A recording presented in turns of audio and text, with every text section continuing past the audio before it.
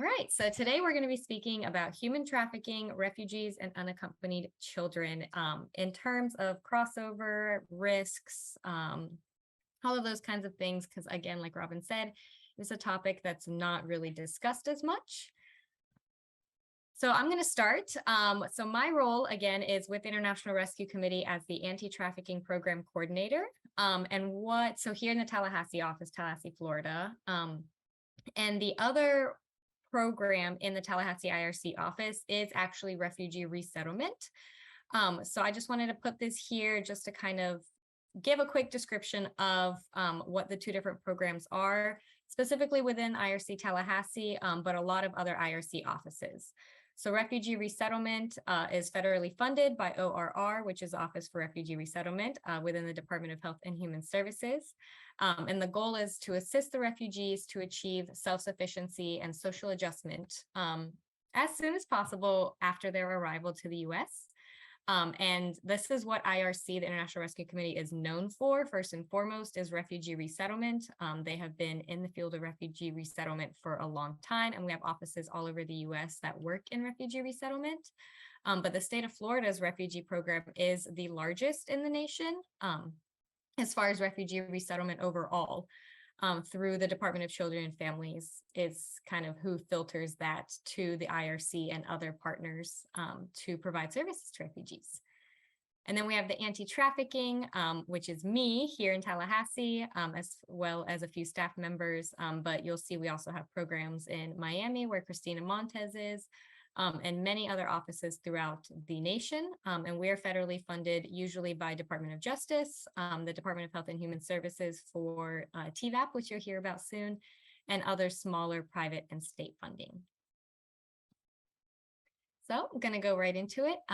Just to quickly, I know a lot of you probably are well informed on human trafficking, but I do want to share the definitions just so kind of provides a little bit of a refresh. As you all know, the TVPA describes sex trafficking as the recruitment, harboring, transportation, provision, obtaining, patronizing, or soliciting of a person for the purpose of a commercial sex act. If the individual is a child and is under the age of 18, there does not need to be any kind of force, fraud, or coercion shown in sex trafficking, because normally, you know, there's action, means, and purpose. Normally, you have to prove force, fraud, or coercion for the situation to be considered trafficking. That is not the case when it is a case of a child in sex trafficking because they cannot consent under age 18.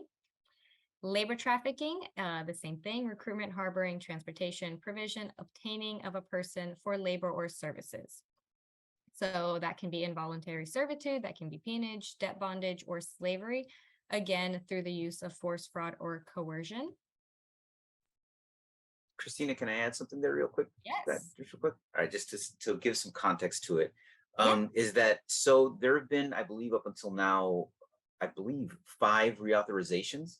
So the important thing about the TVPA, the Trafficking Victims Protection Act, is that so when this first started in 2000, when you're trying to identify what the services or how to identify an individual, there are these definitions that are important to include, right? And in one of the things that you'll find is that one of the differences between sex and labor is that, you know, patronizing and soliciting was something that was added to the definition. And that, again, we just need to know that it's important that we know the federal government goes adding or changing things to the law to make sure that we're adapting to the times and knowing trends. In addition to that, something that I'll also be relating to in my section is that why it's important to know that this is the federal definition versus there are state definitions. And in the state of Florida, for example, the fact that we don't include coercion as an element that needs to be proven for minors in labor trafficking is an important element to know if you're identifying or screening a case, again, if it's whether at a state level or a federal level. So yeah, sorry, Kristina, I just wanted to make sure that. No, thank you. That's very helpful. And I'm noting that for the future for myself. Yeah, definitely. I know I knew the definition piece you were going to speak on later, so I purposely didn't say that part. Sounds good. Sorry about that. No, you're fine. That's great. Great information. For sure. Next. Oh, hold on, I have to click. There we go. All right, so jumping right into it, refugees. So this is the refugee definition based on the U.S. Refugee Act of 1980. And pretty much any definition you'll find is going to be very similar to this. It's a person outside of his or her country who is unwilling or unable to return to their home country based on a fear of persecution. And they're able to demonstrate persecution or a well-founded fear of persecution based on some type of aspect, race, religion, nationality, political opinion, or membership. So oftentimes, they are leaving their country and unable to return because of a fear for one of these reasons. And I just want to point out the difference. It's not very huge, but a slight difference between refugee and asylee, because a lot of times people do think that they're interchangeable. But an asylee is somebody who arrives to the United States already through whatever various channels, and who apply from inside the US for protection from persecution. So again, the US Refugee Act of 1980 is going to define an asylee as a person who is physically present in the US or a port of entry and then able to meet the definition of refugee as we see above. So those are the two differences. Hopefully that makes sense. If there's any other questions, I can try to go into that a little bit later. But basically, the only difference is asylee is already within the United States and they're applying for asylum from the United States. All right, I am going to focus on Florida here a little bit, simply because we are in Florida, I am in Florida, and then I think a lot of you most likely are also in Florida, if not Tallahassee, somewhere else in Florida. So some points about Florida. Florida is number 3 in the nation for trafficking and has been for quite some time. You can see in the map of Florida, the different hotspots for trafficking in Florida. The more red, it's kind of like weather, the more red, the worse it is. The more blue, not as populated. But you can see here, a lot of the hotspots fall into major cities, Miami and South Florida, over in Sarasota, Tampa area, Jacksonville, things like that. And all of the spots fall, for the most part, over major highways and interstates. As I mentioned, the refugee program is the largest in the nation here in the state of Florida. It serves clients from over 50 countries total. And there are, I think, about 45 counties in Florida covered by refugee services at this time. Arrivals to Florida can come from many different nations in terms of refugee resettlement, but the top ones are seen: Haiti, Venezuela, Ukraine, Iraq, Burma, Egypt, Colombia, Nicaragua, the DRC, and Sudan. Here in Tallahassee, we see a lot of refugee resettlement from the DRC, Democratic Republic of Congo, and Venezuela. And Cubans actually typically resettle to Miami and South Florida. But for the state of Florida, Cuban resettlement is over 80% of the arrivals to the state. All right, so why are refugees at risk of trafficking? This isn't spoken about a lot. I think, of course, the focus is always on resettlement and assisting the refugees in resettling to to Tallahassee or to wherever their location is, and getting services and getting English classes and jobs and all those kinds of things. And I think people just kind of forget the risk of trafficking that can happen. So the main reason is because refugees, immigrants, are a vulnerable population. And if you've attended any kind of anti-trafficking training before, you hear us talk about that. Anyone who is a vulnerable individual from a vulnerable population is going to be more at risk of trafficking. So a lot of times refugees may lack strong support networks. They're leaving their home, they're leaving their families, their friends, they're leaving, everything they know behind in home country, and arriving to the US, brand new city, usually just with the family they're arriving with, possibly a small community already here, but not always. So they're going to lack a strong support network outside of their immediate family and then someone like the IRC or another agency that's helping them. There oftentimes could be at risk of cultural or social isolation. Again, Sometimes if there is an already established population here of other refugees from the same home country, of course, we as an agency and other agencies are going to try to place them close to each other or in the same apartment complex or get them connected to each other. But if that's not possible, then they may feel that cultural social isolation. Language capabilities, oftentimes they come over with little to no English, and it takes time to learn English. I can say that as someone who learned English as a second language. And that can be, of course, scary and difficult to navigate, navigate anything from grocery shopping to the bus system, anything that we take for granted because English comes so naturally to us. It's going to be really hard to navigate for somebody with little to no English, and also can, make it easier for a trafficker to take advantage of them or prey on them if they know that they have very little English understanding. Access to necessities, that can make somebody very vulnerable. Again, ideally, there's an agency like IRC or someone else working with them to ensure that they have access to all of the basic necessities, food, shelter, etc. But agencies can only do so much and for only such a limited period of time. So that's always a risk. Cultural differences in norms is something we also see a lot. There are certain things that may be normal or normalized, or just the way it is, as my clients say, back in home country that is not here in the United States. So different practices, different family dynamics, things of that nature that they may see as normal, typical, accepted back in home country that is not here in the US. So for example, exploitation, what we view as child labor, etc., may be different back in their home country versus here, and they might not see that or realize that, and that could make them an easier target for being exploited and trafficked, and being afraid to speak up. It is very possible that if a refugee is being trafficked, they may not want to speak up, not only out of fear of whoever is trafficking them, but maybe out of fear for how that could affect their relationship with the social service agency helping them or their process of getting citizenship, etc. A lot of times there's just fear of speaking up will mess up something else that'll, affect either their stay in this country or their access to services, which we all know isn't accurate, but is an accurate fear for them if they are not knowledgeable of trafficking.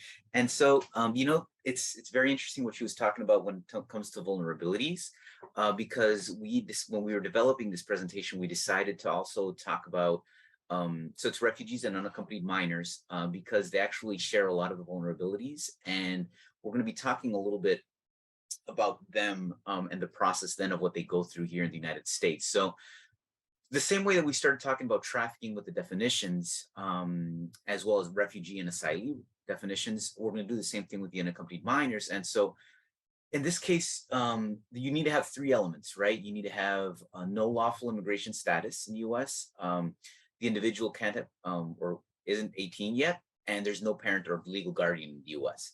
And with that being said, a term also that's used that I wanted to talk about here is called the Northern Triangle, and that includes Guatemala, Honduras, and El Salvador. And the reason why we want to talk about these three countries initially is because 92% of the youth that are identified as unaccompanied minors here in the US are from that area, from those three countries. So also, just so that you guys know, for general purposes, majority of the unaccompanied minors are around 15 years of age or older, and most of them are males. So we'll talk about that here a little bit more, and I know Kristina will as well. So in this slide, we wanted to highlight how unaccompanied minors are vulnerable in three different stages, right?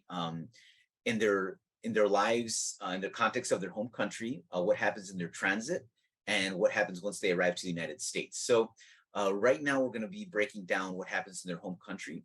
And it's important to understand the reality of what these youth go through in their home countries. And even though I'll try to be very brief, but to do so, we're going to cover two different data points. And the majority of it, though, is going to be related to the Trafficking in Persons report, the TIP report that it offers us. And for those of you who don't know, it's an annual report that's developed by the US State Department. And it talks about how countries around the world are doing regarding human trafficking. In fact, it even grades the countries on these efforts. So you can see, how countries with a large refugee population, what they might be escaping, you can also relate it to that. And what the TIP report also does is that it grades countries on a tier basis, right? So tier one countries have the highest or best ranking. And it doesn't mean that countries don't have human trafficking as a problem in their communities, but it really shows that governments of those countries have made efforts to address the problem and meet the TVPA minimum standard of what that would be. Tier two countries are those whose government don't fully meet the TVPA minimum standard, but at least they're making efforts to bring themselves into those compliances. Then there's the tier two watch list, which includes countries whose governments don't fully meet those standards. And while they're making this effort, the estimated number of trafficking victims is still significant, and it's increasing significantly. And the country isn't making enough efforts. Or it's failing to make those efforts or to provide the evidence that those efforts are taking place. And then there's tier three countries, which are the lowest graded countries. And in this case, they not only don't meet the TVPA standards, but that they might have a large problem related to the country of origin being a transit or a destination country of trafficking.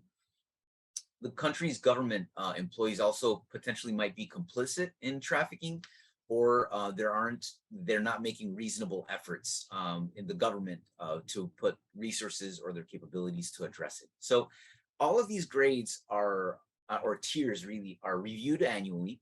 And so with that being said, we're going to use a TIP report that actually came out a couple of weeks ago for 2022, which is really, really useful information if you guys ever want to read about it. A lot of what I'm going to be talking about here in these upcoming slides includes that information. And in addition to that, the other data point is that we're going to talk about are the cultural impacts and why it's important to take that into consideration when working with the unaccompanied minors. So okay, let's go to this next slide, if you don't mind.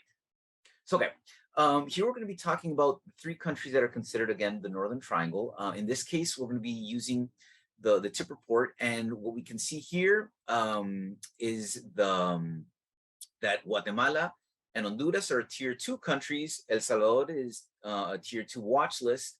And you can see here on the right the amount of unaccompanied minors that came into the country from that specific country. So Guatemala clearly has the highest rate at 47%, Honduras 32%, and El Salvador at 13%. So that's important to take into consideration when seeing, okay, where these kids are coming from. So let's go to this next slide. Okay, so, and you can, yeah, there you go. You can use all three of them at once. In this slide, I wanted to share with you all the context, particularly of trafficking and the laws of each country, right? So the same way that we have the TVPA that both Kristina and I were talking about earlier, and we have state laws, of course, in the US, Guatemala, Honduras, and El Salvador also have laws addressing it, right?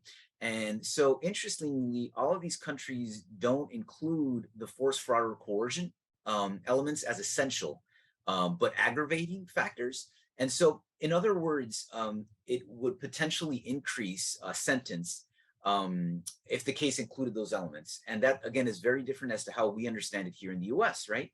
And furthermore, the countries like Guatemala or El Salvador include concepts related to fraudulent or illegal adoption. So again, very important to take that into consideration. This is where the youth are coming from and understanding that context. So, and now I'm going to be sharing a little bit more of the profiles and whatnot of each of these countries, of where, like, what the kids are exposed to, or adults. And again, it's important to just understand what's going on from the background element of things. So let's go to this next one. Yeah, you can definitely go through all of them at once. So, okay. Oh, wait. Yeah, there you go. Thanks a lot. Appreciate it, Kristina.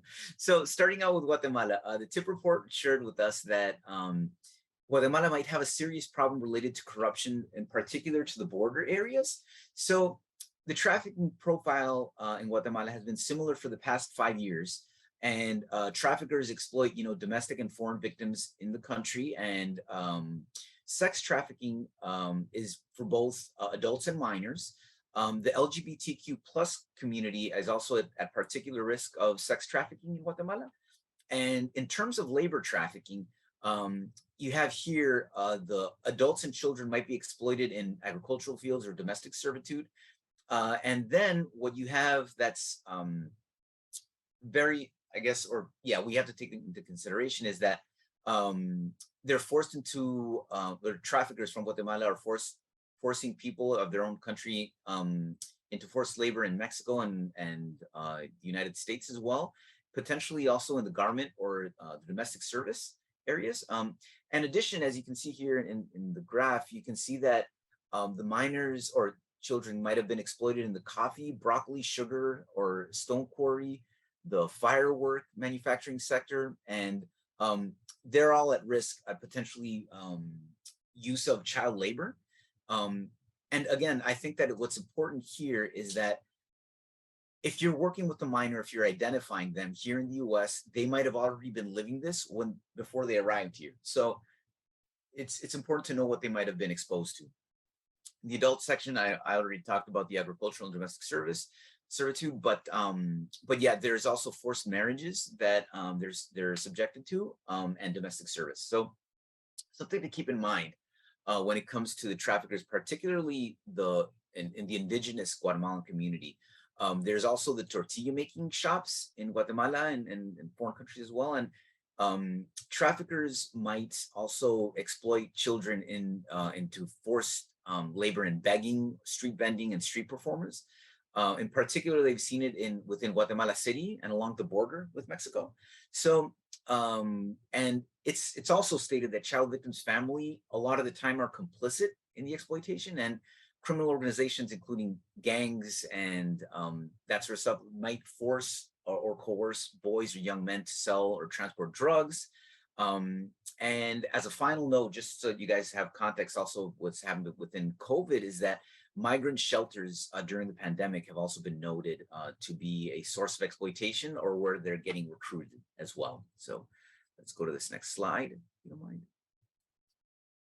Perfect. So I'll start talking about this. There we go. Thanks. So in Honduras, it stated that, or the TIP report again says that the traffickers have targeted a lot of times LGBTQ plus community, migrants, IDPs, people with disabilities, children in child labor, children whose parents have migrated as well, and also children or individuals really that are living in communities that are controlled by organized criminal groups, right?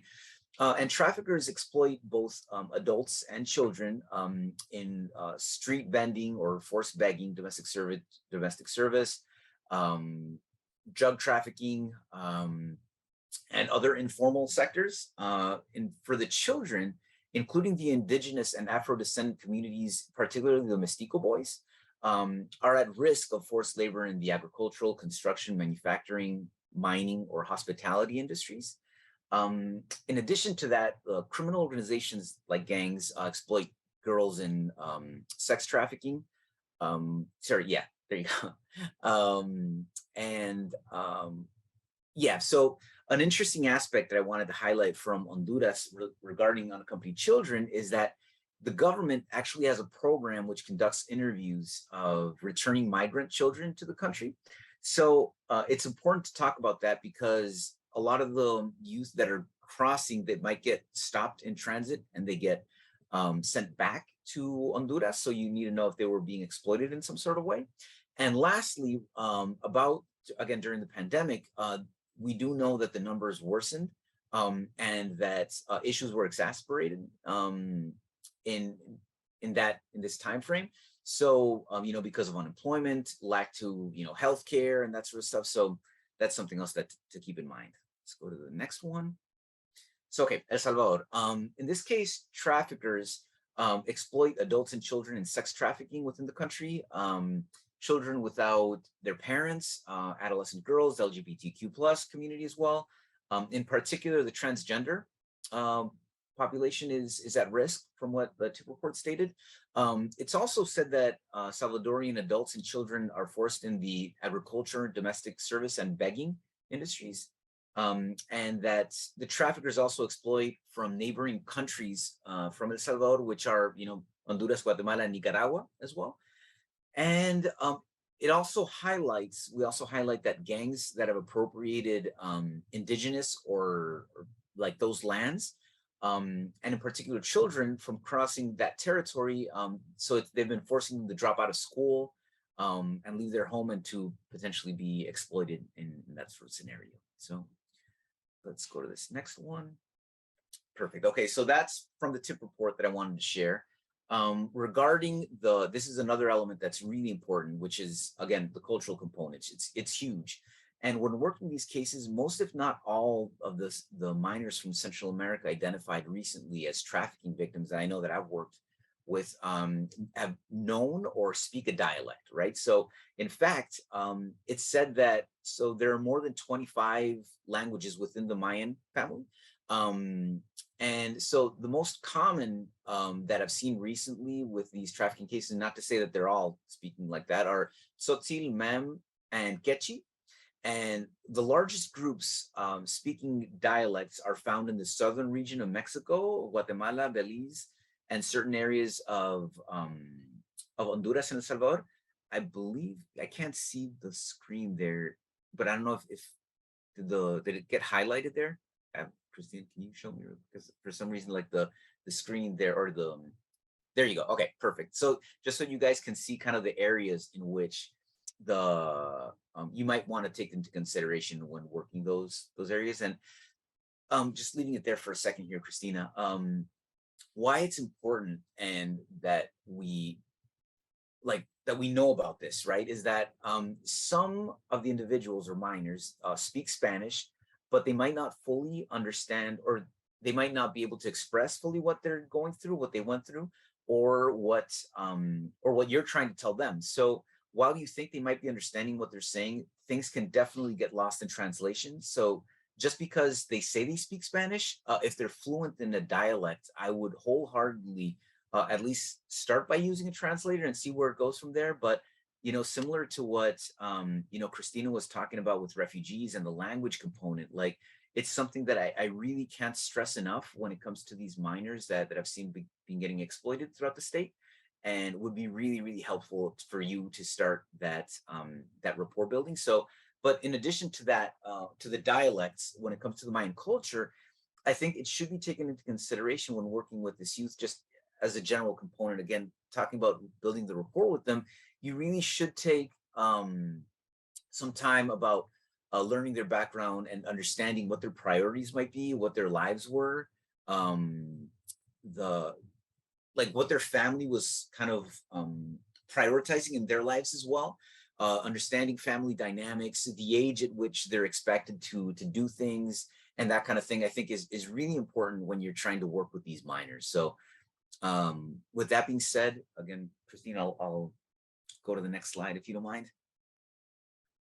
Perfect. Okay, so we talked about the home, what we considered for this presentation the home countries, right? And we said that most of the UCs are from those areas, but now we also wanted to talk about what we considered a transit country, right? And that would be Mexico. And we will do the same type of breakdown using the tip report, but just as a base of our information, so you guys can go from there. So these next two slides here are relatively short. So, okay, so yeah, in this case, we just wanted to show that Mexico is considered a tier 2 country, and that it includes 1% of the unaccompanied minors that were brought into the US, or that came to the US this past fiscal year. So in this case for Mexico, the groups considered most at risk of trafficking in this country include unaccompanied minors, indigenous people, people with mental or physical disabilities, asylum seekers, migrants, IDPs, again, so that sort of subgroup, right? And children in gang controlled territories, again, we do know that. And in this case, what's interesting about the law that's up in the top part of the presentation is that we can see the fines and penalties that have been prescribed in Mexico, and also how illegal adoption is taken into consideration in the law. But it's also important to note that similar to the US, Mexico is subdivided into states, and that 30 of Mexico states have trafficking laws, And all of those can also prosecute cases and similar to the US and investigate cases. So just know that there's that distinction within Mexico, again, to understand how cases might be impacted. And as y'all can see in the slide, traffickers exploit Mexican adults and children in forced labor in agriculture, domestic service, childcare, manufacturing, mining, food processing, construction, tourism, begging, and street vending. And since this is a transit country to the US, it's important to note that a majority of the foreign victims, that while they come from the Northern Triangle, many of them come from Venezuela as well.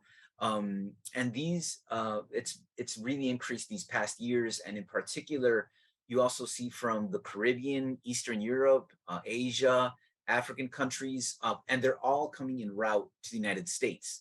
And so again, while I wanted to highlight in particular a lot of what was going on with these, the 92% from the Northern Triangle, please don't forget that you might see other asylum seekers or people from other countries. It's not just from these three countries. And in particular, what's happening with different wars throughout the world, you might really want to take that into consideration and make sure that you take it into account when developing services or providing outreach and that sort of stuff. So I believe the next one leads us to the US, which is where I think that we're going to let Kristina Montes take it on, unless you want me to go on here, Kristina. However you like. No, please go on. Sure. Thank you, Chris. Definitely. So now we have a background on where the minors are coming from predominantly, and we want to also talk about what happens once they get to the border and how they get processed at the border and arrive under the OR custody. So once the minors are crossing the border, they are usually detained by Customs and Border Patrol, and they're placed under ICE where they're processed. Usually it takes a couple hours, but it could take a couple of days as well. And then they're placed in shelters run by ORR across the country. The shelters vary depending on the age. Minors could be placed with foster parents, still ran by ORR shelters, so they're still part of the program. However, if they have particular needs, the shelters might change for the minors. Once they're in the shelters, they're working towards being reunified with sponsors. So these sponsors could be parents that are already located in the United States or relatives. And it usually goes by hierarchy. So most of the minors, the shelters are focusing on reunifying them with parents, first of all, and then they follow hierarchy, then brothers, sisters, cousins, uncles, aunts, and then lastly, unrelated sponsors. Next. Chris, if you want to jump in at any time, but this chart, it shows that kind of like the trends of the admissions or lack of admissions of unaccompanied minors across the years. And it's basically affected by internal policies and also external factors across the country. Next.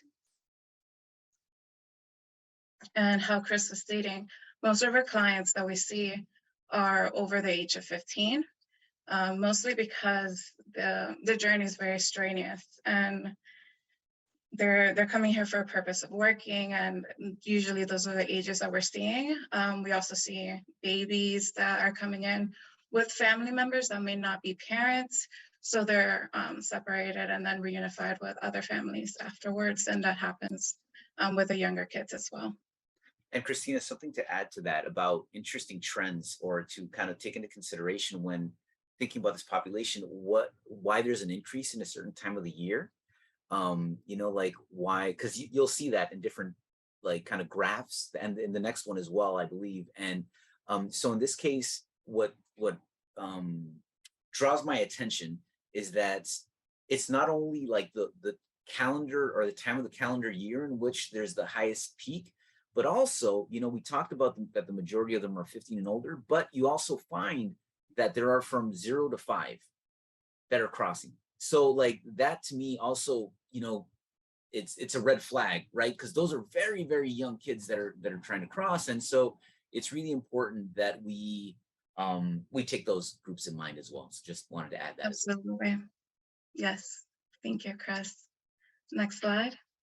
So again, reiterating what Chris was mentioning, a lot of male clients that we're seeing unaccompanied minors entering the US, they're usually the most at risk also of being recruited in their home countries.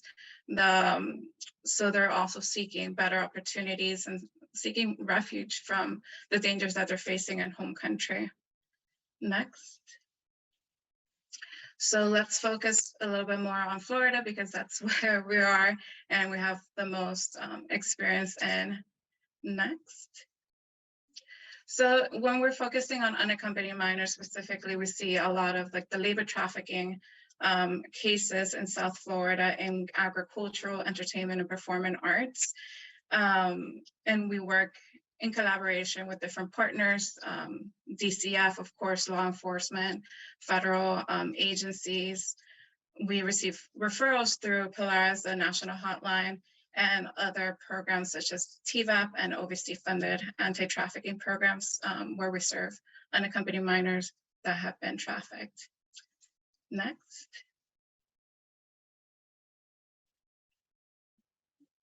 Can I add something real quick to Kristina before we go on? Just regarding like making the additional connection of sponsors potentially exploiting the trafficking youth, is that's a very important component, because just to give you guys a general idea, the Migration Policy Institute shares some data that I believe it's from 2014 through 2021, in which like the amount of youth that were released to sponsors and how they might be, like as Kristina explained, they might not be direct family members, or they might be family members, right? So they might be somebody that they knew in their village, in their small town, whatever it is, right? And so in this case, the Migration Policy Institute shows us that Florida has 4 of the top 20 counties receiving the youth. And so, and in this, if I remember correctly, it's Miami-Dade #1, Palm Beach, then Lee County, and lastly Broward, that have the highest number there. And what's interesting also is that, we're talking about, in 2021, I think there were over 107,000 minors that were released to sponsors, I believe. I might be mistaken there, but I'm trying to remember there. But again, what's important there is that if we are seeing this type of exploitation in Florida, we have seen some of these cases then, because some sponsors might be great. Don't get me wrong, please. I don't want it to be misinterpreted that they might be trying their best to assist and to connect people and work with, both Kristina's here and trying to offer them, the best type of adjustment to US, and so I don't want it to be misrepresented, but there are some cases in which they are forcing them to work to send money back to pay their debt, or to say, hey, listen, like, you're keeping me you're staying in my house, you have to provide for yourself as well. And like, so there are those nuances that we need to keep in mind, and how that might be taking place, right? And so the youth might not know any better, and that's how they might end up there, right? And so again, in this case, what's really, really important to highlight is that the youth are, that are living here, they have what we were talking about, the background of their home country. Same thing with refugees, right? Like that's their world that they understand, right? Then they come to the US and they have to live in these whole new sets of rules, and they might not know who to trust, who to work with, and who's a quote unquote ally in that sense, right? And so that's why, again, I'm sorry if I'm kind of going off on a spiel here. No. I think it's a great segue for the trafficking case that we're going to cover, because basically that's how it starts. It's the reunification process is part of it. And in part of this, I just wanted to highlight for you all, someone's asked how long it takes on average for minors to be transitioned out of shelter to family or guardians, and maybe you could include discussion of that. Sure. So just to answer the question really quickly, it depends on the case. So once the minors enter the shelter, they complete an intake where they're asked questions about their life in home country, how they come to the United States, and if they experienced any trauma along the way. So during those intakes, that's what they're makes a difference of how long it's going to take to reunify with the sponsors. And a little bit later, I'll go over the process, but it could take some minors express no issues, no trauma, and they can reunify with their parents within 4 to 5 days after arriving in the shelter. Other cases are a little bit more complex and can take a couple of months. Next slide.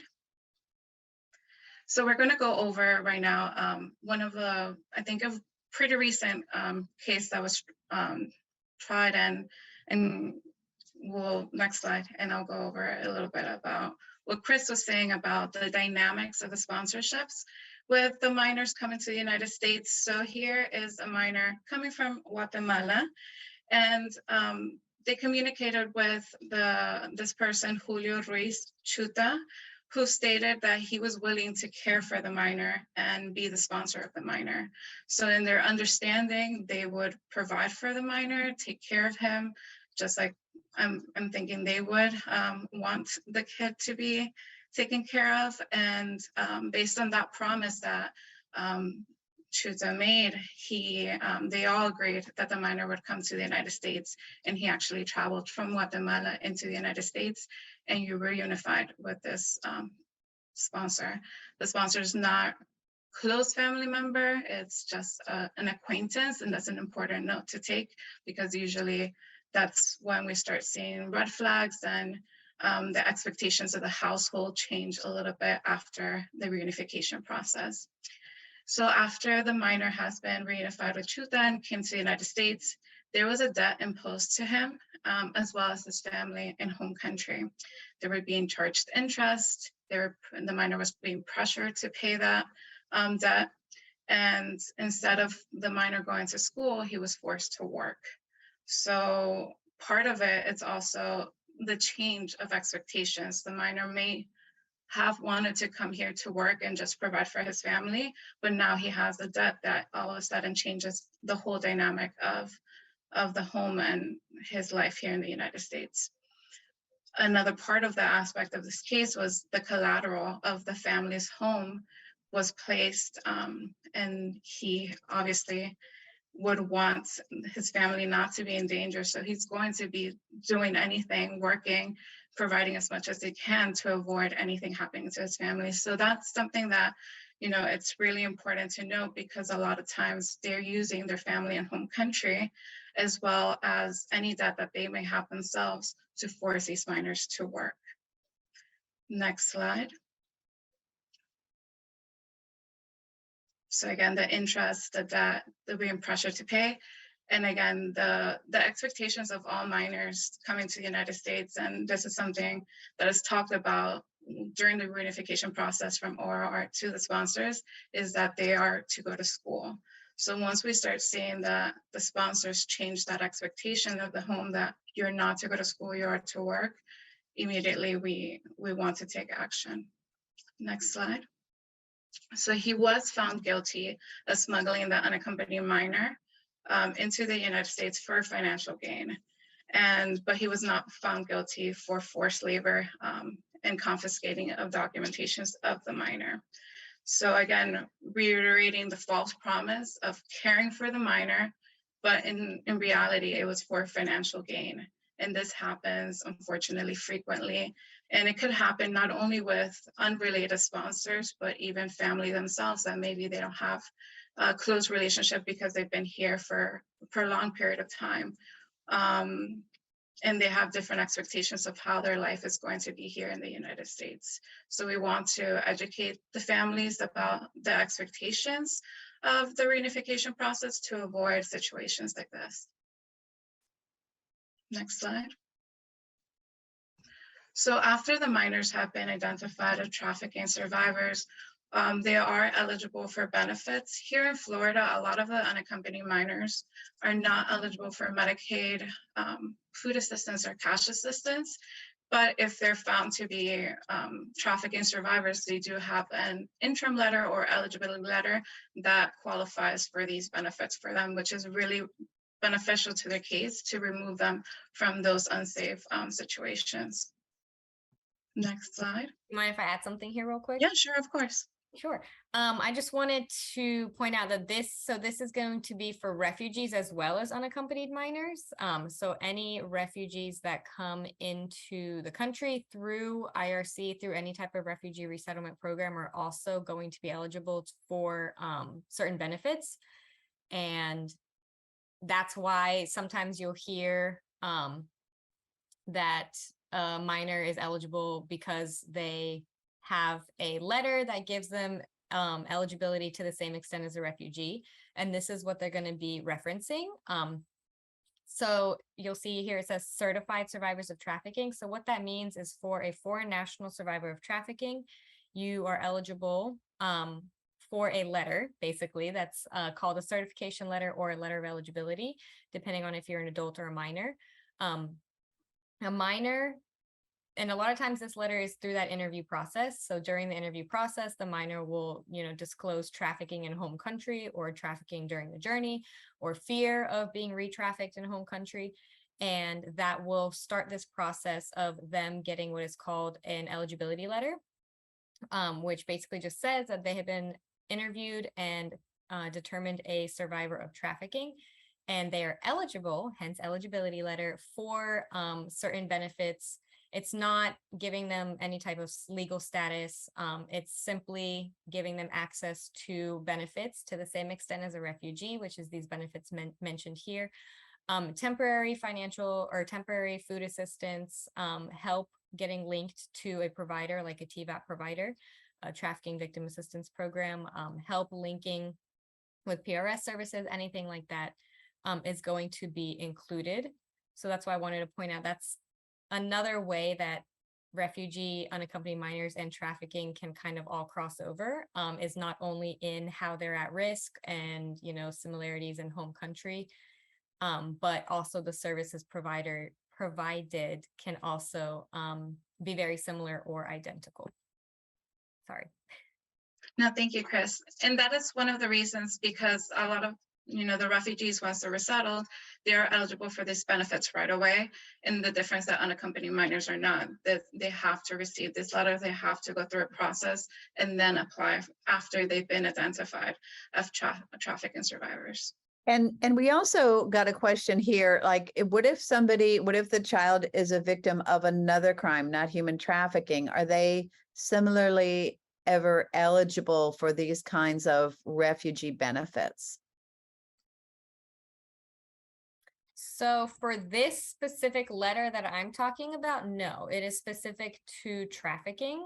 The certification letter and eligibility letter are specific to survivors of trafficking and not just like survivors of crime.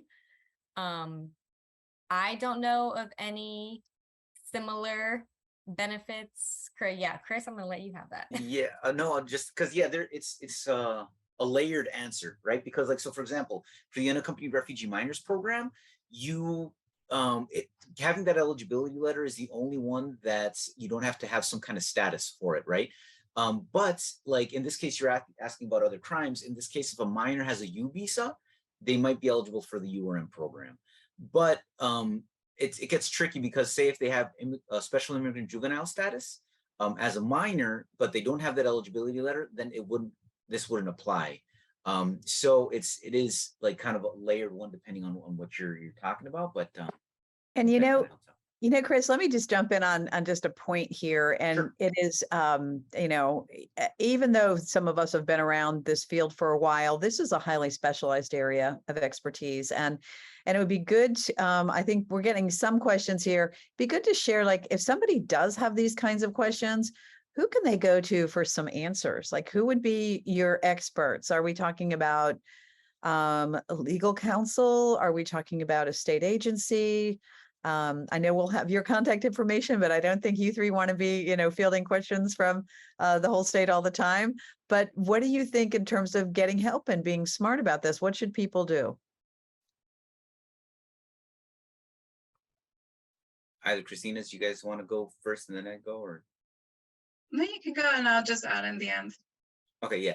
Honestly, I think that, having like so refugee providers are the first ones that I would go to, honestly, to see like what's going on and make sure that they're eligible for certain services and that sort of stuff. But in addition, if you guys are interested in understanding what specific refugee services they might be eligible for, say in different areas, DCF Refugee Services, I would go to them as well, because they do have community liaisons throughout the state that would be able to orient you in terms of, again, services and eligibility criteria, that sort of stuff. And so I think that that's an important. These are the links from HHS, and then also, yeah, from My Florida Families is DCF. So that this is like their landing page when you click on it. And then within this page is also different clickable links like services offered, find your local provider, etc. And it'll have programs, it'll have contact names, because I could give some, but based on where you are, they might not be the best point of contact. Like I know the local point of contact and the local department, health department contact or refugee liaison. But this is going to be way better. You can find, by location. There's also refugee task forces. All that information is there. Definitely would do what Chris says. Go to like here for me, we do anti-trafficking, unaccompanied minor trafficking services via TVAP and refugee services all in our one IRC location. So if you have any questions, you can reach out to me if you'd like to, because I can connect you with whoever within my office since we do all three. But that's not going to be the case for every agency. Some agencies only do refugee resettlement. Some may only do unaccompanied minor, child protection. Some may do like a random collaboration of the three. So I would start here, and then you'll probably get dispersed to the right point of contact. And if you also want to geek out a little bit about data, like the Refugee Services site does have like the data on how many people have been served in these past years. It's a really cool breakdown that's done. Mm-hmm. So I would, yeah, if you want to talk about not just resources, that's also helpful. Just going back a little bit about the process of the minors in the shelters and how they reunify with the sponsors, because that's a crucial part of recognizing either trafficking survivors, unaccompanied minors, or preventing future survivors of trafficking. So once they complete the intake at the shelter, if they're determined to be trafficking survivors, they will require a home study to be completed by a post-release service provider. So that would be an agency like IRC in Miami. There are other agencies across the United States that provide these home study services, where the sponsor has to complete background checks. We do a home visit, interview case managers and minors and the sponsors and everybody in the household to determine if it's a proper and adequate reunification for the minor and his or her well-being, depending on their needs. A final recommendation report is provided to ORR based on the findings, so either a positive, negative, with additional recommendations that could be made to improve the reunification process. Next slide. So what happens after they're reunified, and this is the bulk of our work at the IRC, is post-release services. So most of our cases we are completing as post-release after the minor has been reunified with the sponsor. And every minor that completes a home study is eligible for post-release. But I do want to note that because of the locations of where the minors may be living, if it's really rural or remote, they might not have access to a post-release service provider. So we are located in Miami. We cover the South Florida region, but it could be areas where they're not getting, even though they're eligible for those benefits, they're not receiving the benefits of a post-release agency. And what we would try to do is ensure that the sponsor and the minor understand the role and moving forward with their immigration case, enrolling in school, addressing any medical concern that they may have, or any substance abuse, gang-related issues, and prevent any unsafe environments. Next slide. So again, our role as providers is to really provide education and prevent or identify trafficking survivors or any at-risk youth. So we, during our intake and our home visits, we really focus on the expectations of the minors in the home.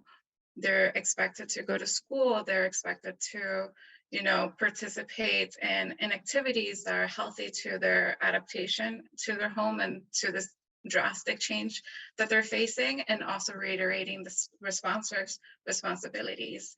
And because again, sometimes we see these cases where the sponsors are not related to the minors, or they have very little relationship to the minor, and they think that they may be doing a favor to release the minor from the shelter. I'm going to do you a favor. I'm going to sponsor you. And it's not necessarily, we just state that it's a responsibility.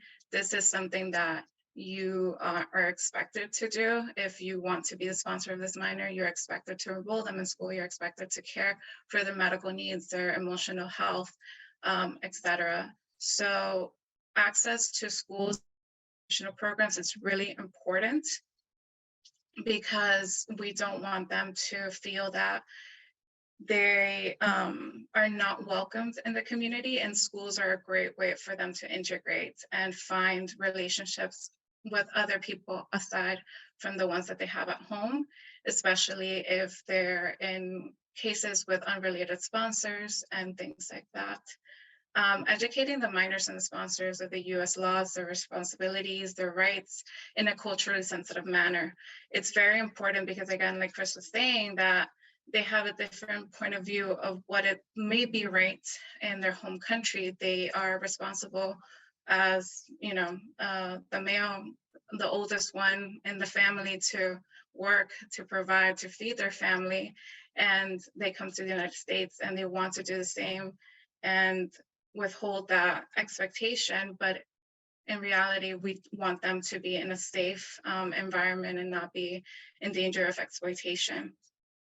We also want them to understand that we're trying to build a rapport. We don't want to isolate them even more.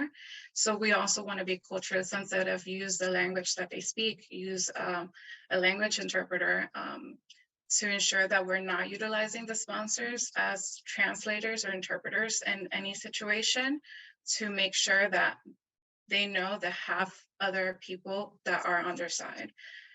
It's very, very important to do that, and that they feel that they can go to any other person, law enforcement, their teachers, and seek of assistance if necessary. You know, Kristina and everyone, there are quite a few questions coming in, and maybe you want to just tackle this now. Just about the kind of oversight there is of the minors once they're released to sponsors. What do the agencies do?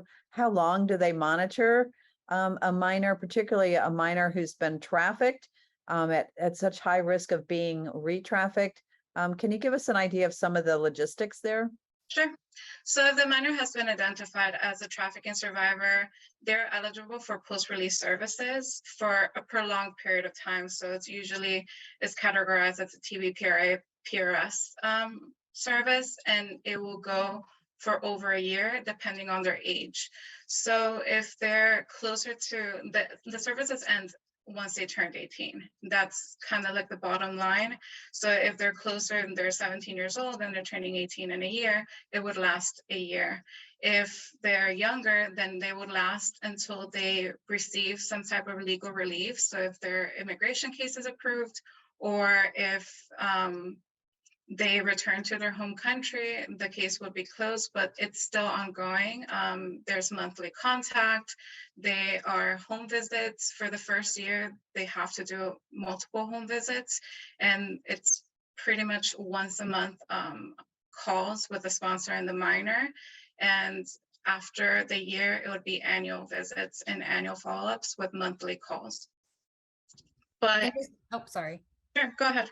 No, I was just going to add, if they're also referred to the TVAP program for specific trafficking services through Trafficking Victim Assistance Program, then that program, they can be dual enrolled with their PRS caseworker and the TVAP program. I've worked many cases where they had a PRS worker and myself, and we were able to kind of tackle things like, hey, I'll help them with this, you help them with this. And TVAP enrollment is also up to 1 year. And we, again, also at least monthly are checking in with them, providing some financial assistance, providing referrals, case management, all that stuff. So kind of works hand in hand with a PRS caseworker. Yes, Chris.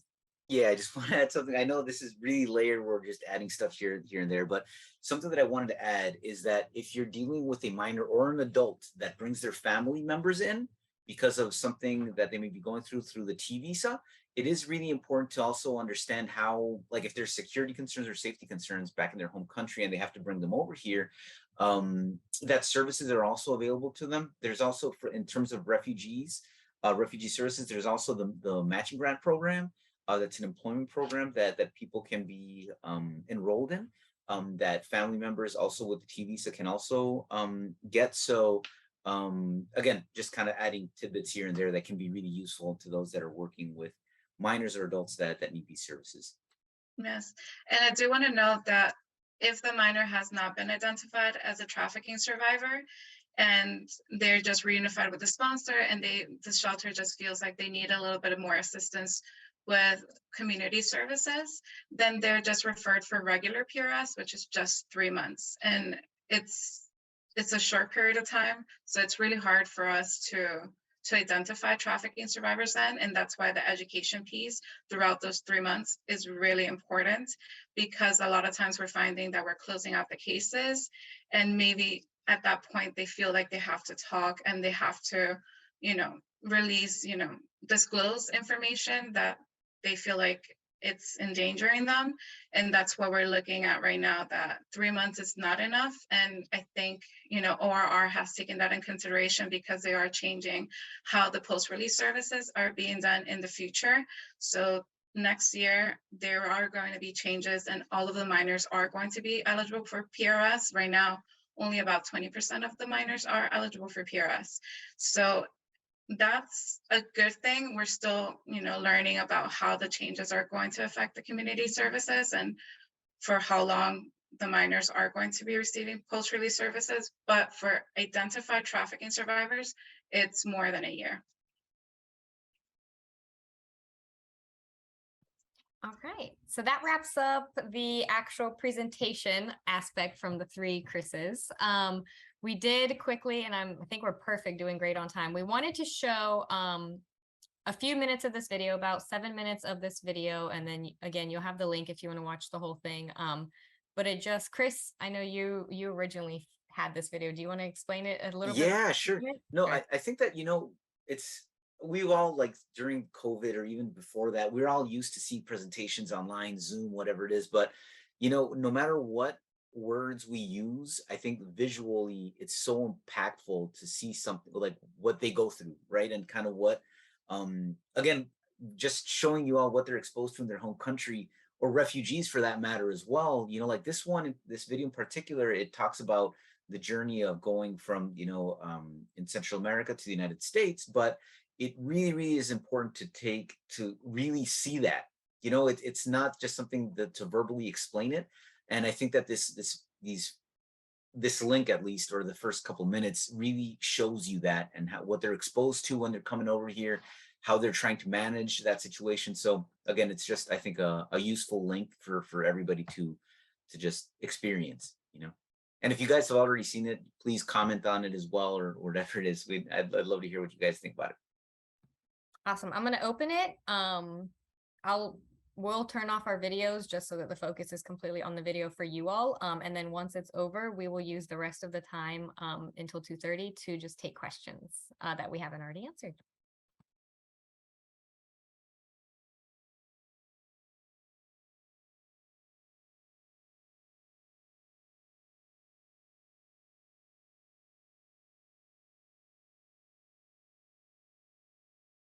Wow, that is a very powerful video, Chris, and Kristina.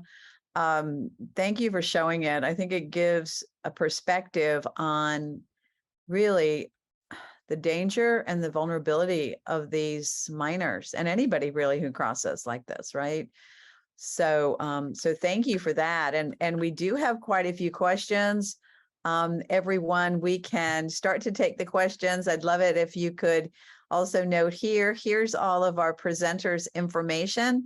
So one of the things that someone was asking was how many people, what is the percent that end up going back to their home countries? And I'm not sure if that meant, if they were apprehended at the border or if they've actually come into the US. But do you all have any idea about that?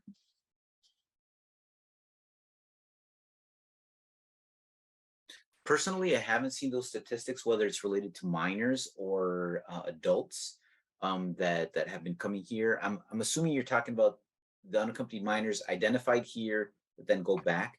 I think the challenge with that in particular is that, like, say, using the example again that Kristina was talking about, what happens if the sponsor is exploiting them and then they are identified and there's nobody else that can take care of them? Do they go into state custody? Do they get sent back home? Is there some kind of something that will happen to them back in their home country? Like, it's very layered. So unfortunately, I personally, and I can look into it, see if I can get some of that data. I don't know if either Kristina's has that information readily available, but if anything, if you guys feel strongly about it, I can definitely look into it and see what I can muster up there. No, that's the thing that you mentioned about some agencies will take the minors into foster care depending on the state as well. So in Florida, we do see cases of minors being placed in foster care. There are other occasions I've seen the minors going back under OR custody and reunified with someone else. So it's really dependent on the state, how they handle the case, and the different aspects of the agencies. Okay, great. And all Just minors, oh, sorry, all Go ahead. minors go into or get notices for like removal proceedings. Well, I don't know if it's all. Most of the ones I've worked with do have like a legal, process pending. They have removal proceedings that they have to attend. And like for trafficking cases, a lot of times that's why we make sure to get them legal assistance ASAP, so that during and at these removal proceedings, their legal assistants can help and say, like, we're applying for a TV, so we're applying for special immigrant juvenile status, SIJ, etc.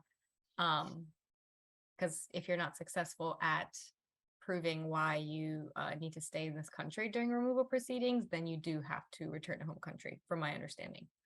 Okay. Thank you. Now, Chris, when you were talking about all the dialects, the 25 different Mayan dialects, it just occurred to me, and we have had to face this also with STAC, is getting interpreters can be tough. So what are some of the practical points you can leave? We've got only about 3 more minutes left, but how can we get info on how we can help when you have the language challenges? Yeah, it's not only that, but I know that, to be very frank with you, like, I mean, and either Kristina's, please chime in on this one. I've also found very effective to have the in-person component be a lot more helpful. If you have that opportunity, I know that, for example, in Palm Beach, you have the Guatemalan Mayan Center that might be able to help out. So like a community resource. I've also reached out to different consulates and embassies, depending on where they're from, to see if they have some kind of resource that might be helpful. Robin, I'll be honest with you, in working with, like, say, different immigration attorneys, it's kind of like you have to find the proper listen, you work with universities, immigration attorneys that might have that specific dialect. If it's a very unique one, I know that's something that I've had to reach out to. You have to become very creative. Again, unfortunately, it's not the easiest problem to have. That's at least the way that I've had to. And I just think right now, you might not have that person that you're working with, but at least now who's in your community. You can start now and try to figure out who are the people in your community. Could be resources. Yeah. Maybe if you're at a university like we are in Tallahassee, we can have look to the languages department or whatever. Exactly. But this is a challenge, and you don't want to start this research when someone is in front of you, right? You want to know who your resources are. Great. Something occurred also on the case, the Ruta case. Disappointing to see that there was not a forced labor conviction. Do you know what happened? Is it just that, gosh, juries don't know, judges don't know, people don't know what this is, and so at least you got them for something? What happened? Robin, listen, I can go off, so I'm going to be very, very like short with this one. This case is really recent, right? Like, I mean, this just came out now in July. What happened with this case, so it's very, very recent, and so I'm trying to figure that part out, but. It goes to show me, though, Robin, that the evidence that, the prosecutors need to be very, very strong to show that level of exploitation. Unfortunately, at this point, like to show that level. So it's very important in this case that prosecutors can attack this case from different angles. Mhm. But unfortunately, you know, I like I said, I'm a data person. This case won't show up necessarily as a labor case. Right. You know what I mean? And so like it doesn't properly represent the type of exploitation that took place. You know, you have to kind of read the situation and learn more about it versus just saying, okay, this is what they were found guilty of. Perfect. Okay, it was an unaccompanied minor case. Like, no, there's Mhm. more to it. And I can tell you that there are probably so many more cases of Yep. this sort that aren't going to be tabulated and that we're going to miss out on when we're trying to learn about these types of cases and seeing how they're getting exploited. So And yeah, and it's so frustrating because it means that the cases around labor trafficking and forced labor aren't getting the kind of attention that they should be getting to educate community members and jurors and exactly. law enforcement and prosecutors to know this is something you can do. So wow. So gosh, so much great information. I hope you all have been seeing in the chat that you're getting many thanks. Many kudos for the richness and the importance of this presentation. So I just, it's 2:30 and we must end on time on this Friday afternoon again.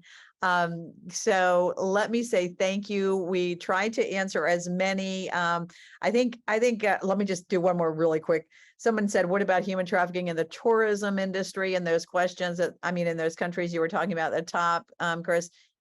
The answer is yes, right? I mean, of course. Yeah, so you get it in two different levels that I've seen actually in hotels working in different like through subcontractors. And so like listen, if you're dealing with say I don't want to use, but let's use the Hilton as an example, not to say that they're doing this, but that they would subcontract out services to make sure that they're cleaning, they're cooking, whatever it is getting done properly. And then those subcontracting agencies might be recruiting that way, or they might be subcontracting themselves, you know, like additional subcontracting. So you see that, you see, and that's the majority of it in the whole hospitality industry that I could talk about. And hotspot wise, when I showed that map, I mean, you can relate the hotspots, South Florida, Tampa, Orlando, Jacksonville, also big tourism. That's a lot of times why Florida is number 3. Retirement state, tourism state, and lots of highways and interstates. And so thank you. So someone from Oklahoma is saying it's incredible info. Thank you so much. Yes, good. And one thing that, listen, I think I saw a message here from Colleen that it will show up as forced labor. Listen, if you have if you know about this sort of stuff, definitely reach out because I'd love to learn. Listen, and in trying to learn about the different gaps and learn about different cases throughout the US, it's really important for me to see like how these cases are being developed and categorized. So if Colleen, I believe, if you'd be able to reach out, I'd love to talk to you some more to see what's going on. So I just wanted to leave it at that, Rob. Sorry.